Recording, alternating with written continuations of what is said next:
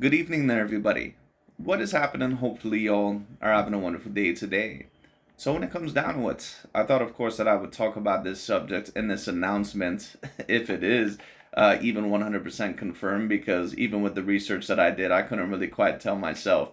But apparently, overall, there was conversations about the potentiality of there being a Devin Haney versus Ryan Garcia fight sometime this year. And apparently now, it apparently is very close, or even potentially a done deal, and that it's going to be a headliner for that of a DAZN pay-per-view card between that of Ryan Garcia and Devin Haney, which in my view is a very good fight. I think that it's I think that it's definitely a little bit of a surprise to me because I was not expecting Ryan Garcia to take such a big fight, especially so close to his Gervonta Tank Davis loss. I was not really expecting that, but this might be Oscar's way or a certain amount of other guys' way of basically saying, Ryan, let's see how truly good you actually are. Basically, it's your time to shine. We're gonna throw you to the wolves, and you either live up to it or you crumble. That might be just the way that they're looking at it. They just might think that this is the best that Ryan Garcia is ever gonna be, and that and that they might as well just pretty much cash out on him now. But I'm a little bit surprised because I was expecting maybe another year or two before Ryan Garcia was going to get into another big fight. But if this truly is the headliner for that of the DAZN card, once again, then all the credit to both fighters. I'm a little bit surprised once again because Ryan Garcia, in my view, is still worth a lot of money. And I thought that they were going to try to build him up once again before he kind of got into another big fight. But apparently, they might be just trying to kind of cash out on Ryan Garcia. I'm not really sure, but we'll see what happens. Anyways, Dante's Boxing Nation is going to talk about it. Let's tune in. Yeah, yeah, yeah. Dante's Boxing Nation, what's going on, guys? So we have some breaking news. According to multiple reports, Bill Haney has confirmed that Devin Haney versus Ryan Garcia is a done deal for April 20th. So far, this is the biggest fight announcement of the year. This is a fight that's been discussed for Well, I thought that the biggest fight announcement of the year was Tyson Fury versus Alexander Usyk, but unfortunately, of course, that fight had to be postponed. And I believe that fight's still happening in May, so I don't think there's really anything to worry about there. But this definitely is a bigger fight. If you were to ask me, what grade of a level of fight that I think this is, I think that I would probably rank it as an A. I'm not going to rank it as an A plus, and the reason why I say that is because even though my excitement level is on an A tier or on the A plus level, I'm not really quite sure how good Ryan Garcia actually is. I think that he's probably maybe an A minus to B plus level fighter. I'll give him the grade of A minus, but I don't think he's really any higher than that.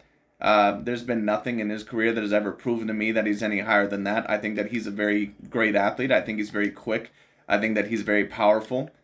Do I think that he's the boxer or the intellect that Devin Haney is? No, I don't. When I say intellect, of course, I'm talking about inside that of the boxing ring. I think that Devin Haney also has some flaws. And if Ryan Garcia is able to hit him, then, he could very potentially beat that of Devin Haney. But I'm just a little bit surprised because uh, if Ryan Garcia ends up losing to that of Devin Haney, especially in dominant fashion, I mean, his market value is pretty much going to be done. So I'm a little bit surprised once again that they kind of threw him to the wolves this early, especially after losing to that of Gervonta Tank Davis. I'm a little bit surprised, to be honest with you. But we'll see what ends up happening with this. That's why I'm going to say I'm not 100% for sure if this is confirmed yet. If it is, once again, I'm a little bit surprised. But, credit to both fighters. And credit to Devin Haney especially, because he has proven that he's been willing to take a lot of the bigger fights that even some other guys did not want, like Vasily Lomachenko or George Kambosos or Regis Prograis. He took on all those fights within the past couple of years, and he was able to win all those fights. Now, of course, against Vasily Lomachenko, a lot of people thought that it was a bit controversial, but it was a fight that, in my view, could have potentially went either way. And at the end of the day, Devin Haney ended up taking the fight, so he gets a lot of credit from me. And that's why Devin Haney on my pound per pound list is at the very least at number 6. Could even be potentially within my top 5. Could very potentially be within my top 5. And the reason also why this, in my view, is a very good matchup is because if Devin Haney does end up winning this fight, that basically is going to give Gervonta Tank Davis basically to where he has no more excuses to not fight that at Devin Haney. And, I'm not going to 100% say that he's avoiding or ducking Devin Haney necessarily, but He could just be maybe waiting for Devin Haney to finally build up his constituency and his fan base. I don't know. A lot of fighters end up doing that. But, the pressure is going to be on Gervonta Tank Davis. And let me also answer this, because a lot of people, they always ask me the question, why are you so much on Gervonta Tank Davis's ass? You seem to be a little bit more lenient with that. For example, Canelo for not fighting David Benavidez, or Fury pulling out of the Alexander Usyk fight. And that's a very fair question. Let me also answer it. The reason overall why I'm a little bit more lenient with those fighters, at least in terms of believing that they're absolutely not going to fight those fighters, is because Canelo and Tyson Fury have always shown me in the past that eventually they're going to get into the ring with A-grade level fighters or that great contender.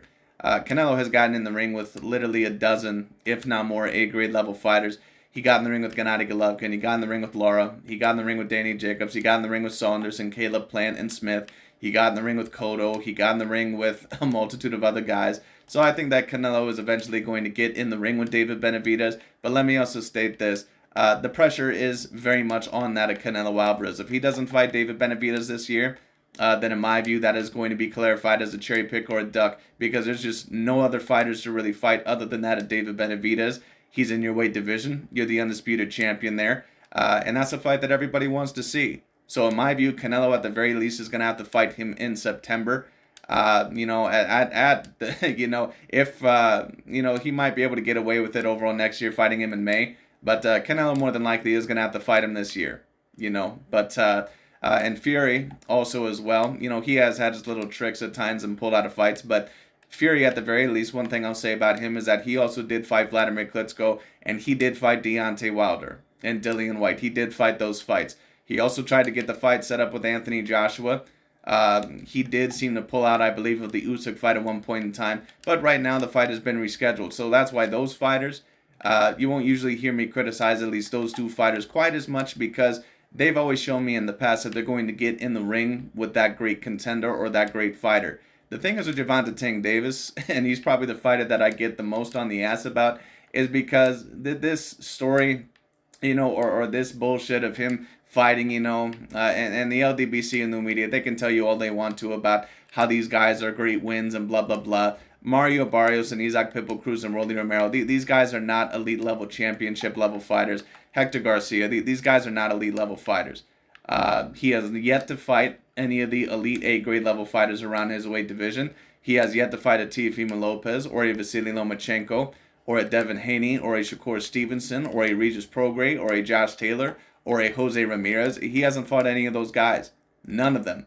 So that's why Gervonta Tank Davis, like a lot of people wonder, why don't you have him on your top 10 pound per pound list? It isn't that he doesn't have top 10 pound per pound potential, but I need to see you fight at least one of those guys. I mean, damn, he hasn't fought a single one.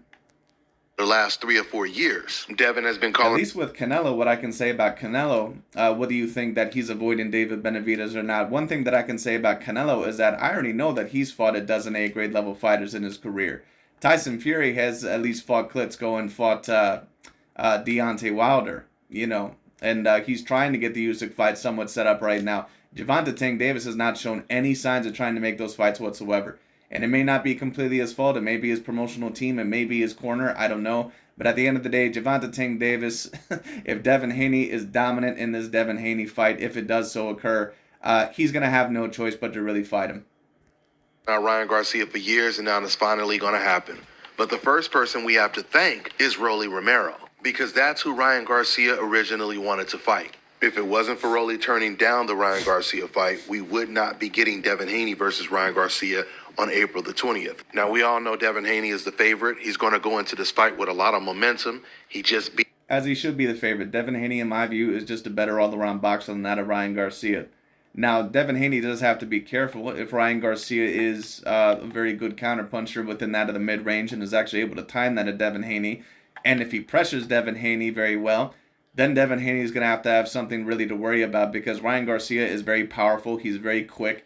But the thing is that I'm just not quite sure if Ryan Garcia is going to be able to compete with the foot speed and the movement and that of the timing of that of Devin Haney. That being said, Devin Haney is not the greatest defensive fighter that I've seen.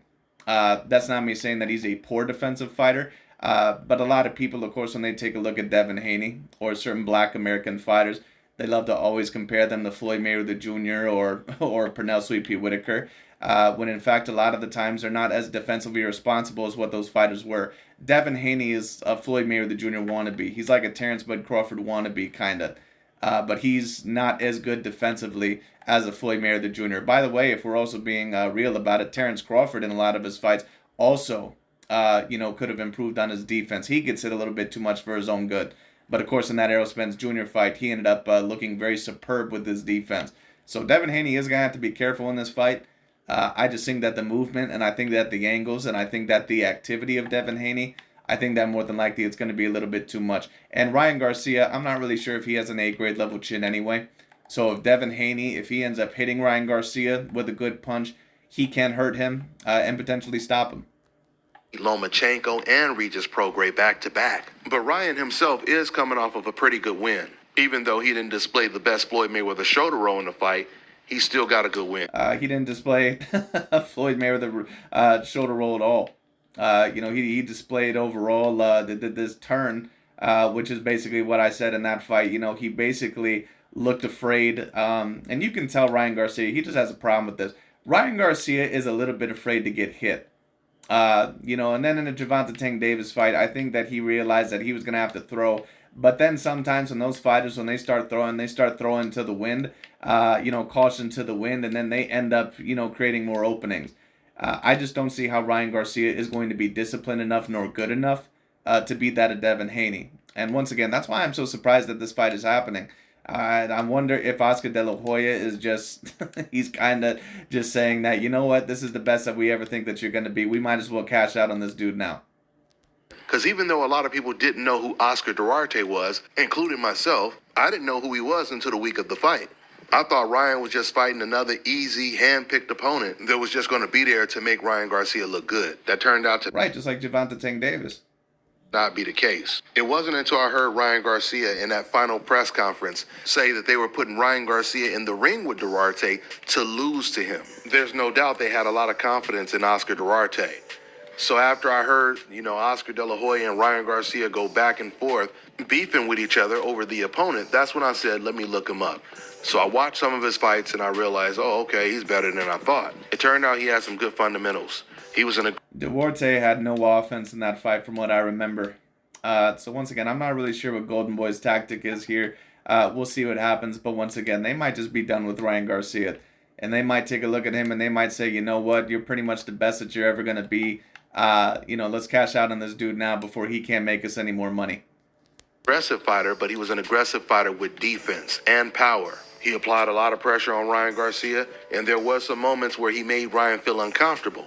But I feel overall Ryan Garcia did a pretty good job stopping him and becoming the first person to stop him. But we all know Devin Haney is obviously levels and levels above Duarte.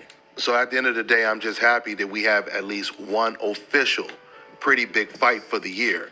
And hopefully the fights get bigger and bigger, or the announcements get bigger and bigger. That's all I got for now, guys. I'm on to the next one. All right, now check this. That's pretty much about it for this announcement. I thought that it was very particularly interesting.